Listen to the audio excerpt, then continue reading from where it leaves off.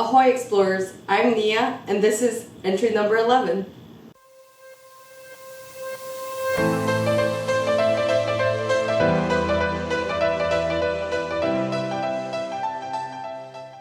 Today we're exploring Bumbu Rum Company. They claim to be from the 17 and 1800s, so it's amazing. The way they claim to differentiate themselves is basically sailors and our rum aficionados were over the classic rums, and what they did is they added fruits, fresh fruits to the rum, so this is what differentiates themselves from the classic rum. This is the Bumbu XO.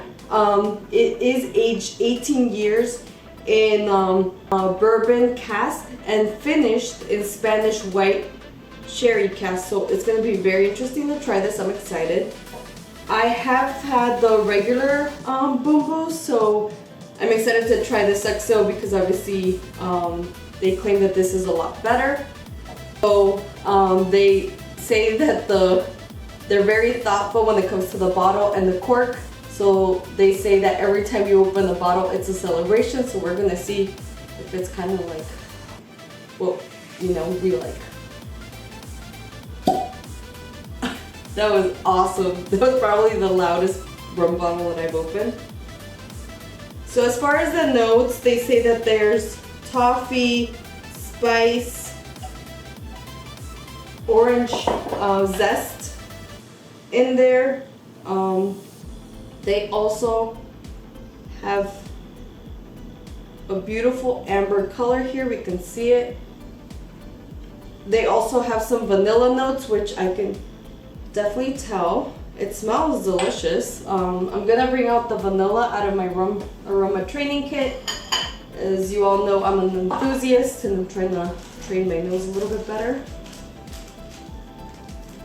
So I'm gonna bring out the toffee, the orange peel, the vanilla, toffee, orange peel, and vanilla, just to compare. I also want to bring out, once I'm done with those three, the spiced one, because it is supposed to be a spiced rum, and I want to see how it compares with the spiced version in the rum aroma training kit. So I'm going to start as always with vanilla, which is my favorite, which is number 24. Oh my god. The smell of the vanilla is just coming out. It's so delicious. My favorite. And then I'm gonna move forward with toffee, which is number 22. And then the last one, so vanilla, toffee, and I'm gonna do the orange peel. As we spoke before, this is more of like the inside of the peel versus the outside where you get that oiliness to it. So I'm gonna try this neat first. Cheers.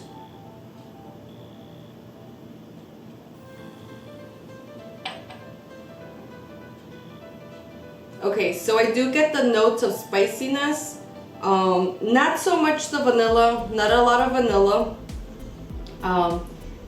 There's not a lot of burn, but I also have to remember that this is, I believe, 40 proof if I'm not mistaken. Let me see. This was aged in Panama and not in Barbados. So I think I might have forgotten to mention that, which is important because typically I'll go for rums that are made in Barbados because they're my favorite. And they do use sugar cane from the West Indies. They say that they choose the best sugar canes to make their rum. So let's start with vanilla. Not getting too many hints of the vanilla here, I gotta be honest. Not so much. The toffee next. I feel like this is gonna be more on this type of nose for this rum. Yeah, definitely. So toffee is it. There's some toffee in there. And then the last one, they said they have orange notes, which now that I'm letting it, air out a little bit more. I can definitely tell the orange in it, but not so much the vanilla. And it is the orange peel. And then I'm just gonna bring out one more just to obviously train my nose. And then I'm gonna check to see, because it says that it's a spiced rum on the peppery side. So I'm gonna try the spiced. And then I did notice that they do claim that it ends in coffee, so I'm gonna bring out the coffee once I try another little sip. So I'm gonna leave this here for a little bit. Coffee is also one of my favorites, so I'm excited to see how that pulls through with the oils that I have here. Okay, so I'm gonna try this, a little sip, one more sip, and see if I can get that coffee finish that they claim to have. Okay, this is very interesting. I didn't think I was gonna be able to catch it once I actually processed it with the Rum Runner training kit, but I could definitely see and sense a mild coffee ending, which is very interesting. Okay, so don't get me wrong, even though you might not like coffee, you could like this because it's not very strong. It's very subtle. It's kind of like those rums that are smoky. This is the same thing. It has like that coffee ending to it, a smidge, but that's very interesting. So now I'm gonna add a couple of chips of ice and see how it opens up the nose.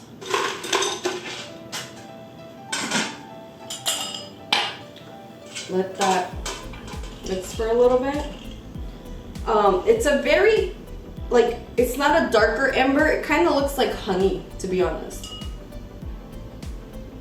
And toffee is pulling through a lot with the ice. A lot of orange peel. A lot of orange peel. Let me see. I'm gonna see if some of the vanilla notes pull through now with the ice, because sometimes, as I've discussed before, the ice definitely changes the nose, so definitely add some ice. I don't know. I don't know if I'm expecting, because I love vanilla, if I'm expecting that boom in your face vanilla. But I really don't sense it. I feel like it's more of the orange and the toffee that's pulling through even more versus the vanilla. So if you're interested in rums that have, I feel like this is the rum that has everything in it. If you like the variety of rums that have a little bit of everything but nothing is overpowering, I feel like this is a good addition to your collection. I personally obviously bought it because I did like the regular Bumbu, and I tried it at a speakeasy here in Florida, which was delicious. I had it in an old fashioned and it was very good. I'm not crazy over it. I think I would have rather have bought the original, because the original is just as good as this and it would have saved me some money. The difference in price, the original is $36.99. Okay, so I thought it would be like a $10 difference at least, but it's not a $10 difference. So it just depends. I know the original Bumbu is more of a spiced rum, and they claim that this is a more fruity version because of the oranges. But I do find it extremely unique because it has a little bit elements of everything, including the coffee, the mild coffee finish. So that was very interesting. Thanks so much for watching. If you were just here for the review, I appreciate you watching. You can stop here. But if you do want to come and see me make my rum runner with this, stay on board. So I'm putting ice on my shaker, and on the side here I have Chambord white rum, banana liqueur, pineapple, orange juice, and grenadine. So I'm gonna make my go-to grog, which is a rum runner, and see how this mixes. And I'm back. So I'm gonna put the recipe in the description in case you're interested to see how I make my rum runners and what I use in my rum runners as far as rums. I did use this one for my dark rum and see how it went. And then I did a little mini one, so I'm gonna put it in my gorgeous high tide glass.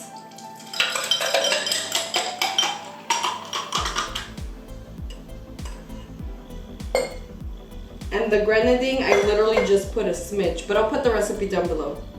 This looks perfect. Cheers.